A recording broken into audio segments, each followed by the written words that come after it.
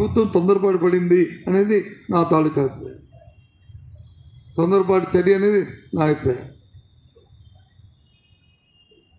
ఏమనంటే అనొచ్చు, పోలీసులు తీసుకొని పోలీసు ఎలా తీసుకుంటుంది? ప్రభుత్వంతో నిర్ణయాలు ఉంటేనే పెద్దవాళ్ళ మీద ఎలాంటి ఏమైనా జరిగినప్పుడు పోలీసు వచ్చి రియాక్ట్ అవుతుంది.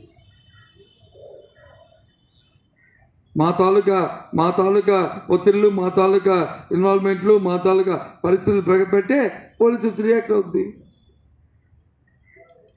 ప్రభుత్వం పెద్దలు ఆలోచన చేసుకోవాలి.